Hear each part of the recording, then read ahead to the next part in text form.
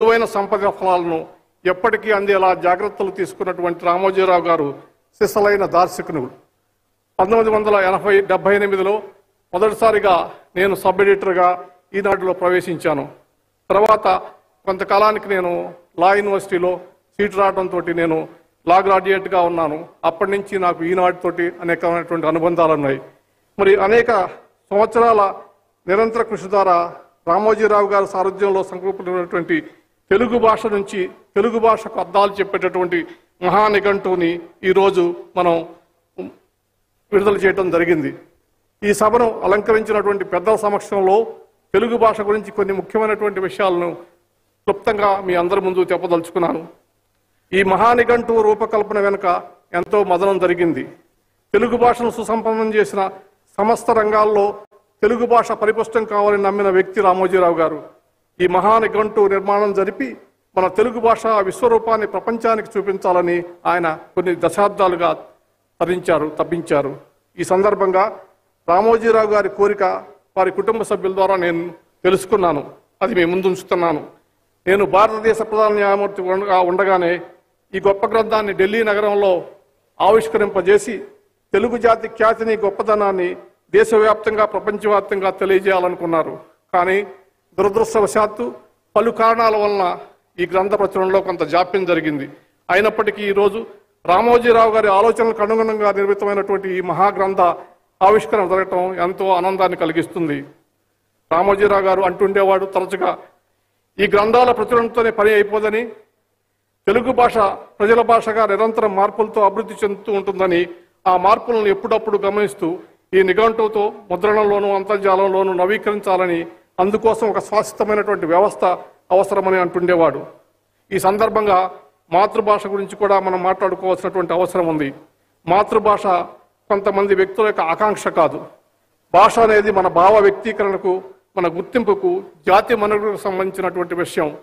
మీ అందరికీ తెలుసు, తెలుగు భాష లేకపోతే చరిత్ర లేదు, సంస్కృతి లేదు, ఆఖరికి జాతి మనుగడ కూడా ఉండదు అనేటటువంటి విషయం. 1966లో మే 14వ తారీఖున మన రాష్ట్రంలో, ఉమ్మడి ఆంధ్రప్రదేశ్ రాష్ట్రంలో అధికార భాషా చట్టం అమల్లోకి వచ్చింది. పిదప ఈ చట్టాన్ని అమలుపరిచేందుకు కొన్ని ప్రయత్నాలు జరిగాయి, కానీ అవి ఫలించలేదు. 1976-79 సంవత్సరాల్లో నామమాత్రపు ఆదేశాలతో కార్యాలయాల్లో తెలుగు భాషను ప్రవేశపెట్టడం జరిగింది. తర్వాత 1983లో శ్రీ ఎన్టీ రామారావు గారి ప్రభుత్వం అధికారంలోకి వచ్చాక ప్రభుత్వ కార్యాలయాల్లోనూ, ముఖ్యంగా సచివాలయంలో తెలుగు భాష ఉపయోగించాలని చెప్పేసి ఆదేశాలు జారీ చేయడం జరిగింది. అప్పుడు తెలుగు టైప్ రైటర్లను ఏర్పరిచి తెలుగు టైపిస్ట్ ఉద్యోగాలను నియమించడం జరిగింది. న్యాయ పరిపాలనా పదకోశం, కార్యాలయ పదవాళ్ళ వంటి గ్రంథాలను ప్రచురించడం జరిగింది. కానీ 1988 వరకు ఆ కార్యాచరణ అంతగా జరగలేదు. 1988లో ఎన్టీ రామారావు గారు ఒక చారిత్రాత్మక నిర్ణయం తీసుకున్నాడు. అధికార భాషా పరిపాలన మొత్తం కూడా తెలుగు భాషలో జరగాలని చెప్పేసి ఒక నిర్ణయం తీసుకుని ఆ సంవత్సరాన్ని, తెలుగు సంవత్సరాన్ని అధికార భాషా సంవత్సరంగా ప్రకటించి అప్పటి నుంచి ప్రభుత్వ కార్యకలాపాలన్నీ తెలుగులో జరగాలనేటటువంటి ఆదేశాలు ఇచ్చారు. దురదృష్టవశాత్తు ఆ తర్వాత తెలుగు భాషకు మళ్ళా పరిపాలనలో అంత ప్రాముఖ్యత లభించలేదని చెప్పించడానికి చింతిస్తున్నాను. రామోజీరావు గారు పాత్రికేయ రంగంలో ప్రవేశించే నాటికి స్వతంత్ర పోరాటంలో పాల్గొన్న పత్రికలు ఉనికిలో ఉండేవి. ఆ పత్రికలు నెలకొన్నటువంటి ఉన్నత సాంప్రదాయాలను కొనసాగిస్తూ తెలుగు జర్నలిజంలో కొత్త వరవడి సృష్టించారు. ఇప్పుడు దురదృష్టవశాత్తు సోషల్ మీడియా ప్రధాన మీడియాని కబళిస్తున్నటువంటి రోజులు. రామోజీరావు గారు వంటి మార్గదర్శి మన ముందు లేకపోయారు. వెనకటి రోజుల్లో కొందరు రాజకీయ నాయకుల వెనక రౌడీలు ఉండేవాళ్ళు. మరి ఈ రోజుల్లో రౌడీల బదులు సోషల్ మీడియా ప్రవేశించింది. సోషల్ మీడియా ముసుగులో చేసే అబద్ధపు ప్రచారాలతో సమాజానికి ఎంతో నష్టం జరుగుతుంది. ఈ విషయాన్ని రాజకీయ పార్టీలు కానీ, అధికార ప్రభుత్వాలు కానీ ఇంకా సరిగ్గా గుర్తించినట్లేదు. నేటి సమాజంలో ఒక స్మార్ట్ ఫోన్ ఉన్నటువంటి వ్యక్తి తానే పబ్లిషర్ గానో, మీడియా సంస్థగానో మారిపోయిన పరిస్థితి. సోషల్ మీడియా అనేది ప్రజాస్వామ్య భావ్య వ్యక్తీకరణకు విశాలమైనటువంటి వేదిక. అయినప్పటికీ అది వెర్రితలలు వేసి తప్పుడు సమాచారం, ఫేక్ న్యూస్ ద్వారా నియంత్రణ లేకుండా సమాజానికి పెనుముప్పులా తయారైంది. ఈ నియంత్రణ లేని అశాంతభరితమైనటువంటి పరిస్థితుల్లో దుష్ప్రచారాలతో ప్రజలు వేధింపులకు గురి చేస్తుంది. బాధితులకు తిరిగి సమాధానం చెప్పే పరిస్థితి కానీ, సత్యాన్ని పరిరక్షించేటటువంటి ప్రభావితమైనటువంటి యంత్రాంగంగా లేకపోవటం వల్ల, తప్పుడు ప్రచారాలను ఎదుర్కోవటం వల్ల సమస్యగా మారింది. ఈ సోషల్ మీడియా ఎక్కువ వాడటం వల్ల అనేక ఆరోగ్య మానసిక సమస్యలకు ప్రజలు బాధపడుతున్నారు. సైబర్ నేరస్తులు, బ్లాక్ మెయిలర్స్కు ఇది ఒక స్వర్గంలా మారింది. మరి ఈ కొత్త వ్యవస్థలో ఇన్ఫ్లుయెన్సర్స్ అనే కొంతమంది వీరికి లేనటువంటి నైపుణ్యాన్ని ఆపాదించుకుని ఒక వ్యాపారంగా మార్చుకుని బ్రతుకుతూ దాని ద్వారా ప్రజలను మోసాలు చేస్తున్నటువంటి పరిస్థితి కొనసాగుతుంది. ఇంగ్లీషే భాషగా, క్రికెట్ అన్నది క్రీడగా, హింస అశ్లీలతో సినిమాలుగా, ఎంసెట్ అన్నదే పరీక్షగా, గుండాలే హీరోలుగా, అవినీతి రాజకీయంగా, ధనార్జనే జీవిత ధ్యేయంగా, స్వార్థమే వ్యక్తిత్వంగా, వికృత పోటీతత్వమే జీవితంగా మారినటువంటి నేడు సమాజంలో మనం బ్రతుకుతున్నాం.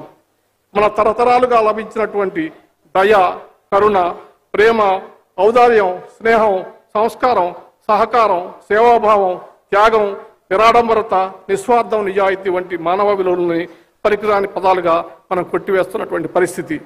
మన సంస్కృతి సాంప్రదాయాలను కాపాడుకోవాల్సినటువంటి పరిస్థితి ఉంది. మన సంస్కృతి సాంప్రదాయాలను అణిచివేసే శక్తులను ఎదుర్కొని జాతీయ సంస్కృతి ప్రజాస్వామ్యాన్ని కాపాడుకోవాల్సినటువంటి పరిస్థితి ఈరోజు దేశంలో ఉంది. వ్యక్తిగతంగా రామోజీరావు గారు దూరదృష్టి కలిగిన నాయకుడే మాత్రం కాదు, విశ్వసనీయమైనటువంటి స్నేహితుడు, స్థిరమైన నిబద్ధత కలిగిన వారు, విశ్వాసపాత్రులు, ఆయన సంబంధాలను గౌరవించేవాడు, మాటలు నిలబెట్టుకునేటటువంటి మనిషి. తెలుగు జాతి సంస్కృతి సాంప్రదాయాలను సంపూర్ణంగా వాటి వికాసాలను పరిరక్షించేందుకు రామోజీరావు గారి జీవితం ఆదర్శంగా తీసుకుని జాతి పునర్నిర్మాణానికి అంకితం అవుతే మనం ఆయనకు అర్పించగలిగినటువంటి నిజమైనటువంటి నివాళి. ఈ అవకాశం ఇచ్చినటువంటి రామోజీ కుటుంబ సభ్యులందరికీ కృతజ్ఞత తెలియజేసుకుంటున్నాను.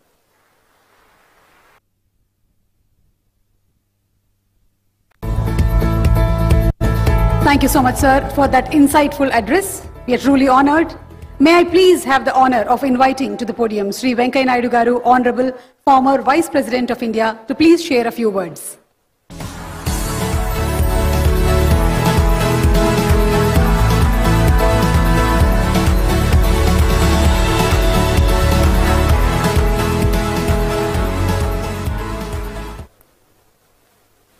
గౌరవనీయ భారత ఉపరాష్ట్రపతి మిత్రులు సిపి రాధాకృష్ణ గారు, గౌరవనీయ తెలంగాణ గవర్నర్ శ్రీ జిష్ణుదేవ్ వర్మ గారు, గౌరవనీయ ఆంధ్రప్రదేశ్ ముఖ్యమంత్రి శ్రీ చంద్రబాబు నాయుడు గారు, గౌరవనీయ తెలంగాణ ముఖ్యమంత్రి శ్రీ రేవంత్ రెడ్డి గారు, అలాగే సోదరులు భారత పౌర ప్రధాన న్యాయమూర్తి శ్రీ ఎన్వి రమణ గారు, ఈనాడు రామోజీ గ్రూప్ సంస్థల యొక్క చైర్మన్ శ్రీ కిరణ్ గారు, ఈ కార్యక్రమానికి విచ్చేసిన వివిధ రంగాల ప్రముఖులు,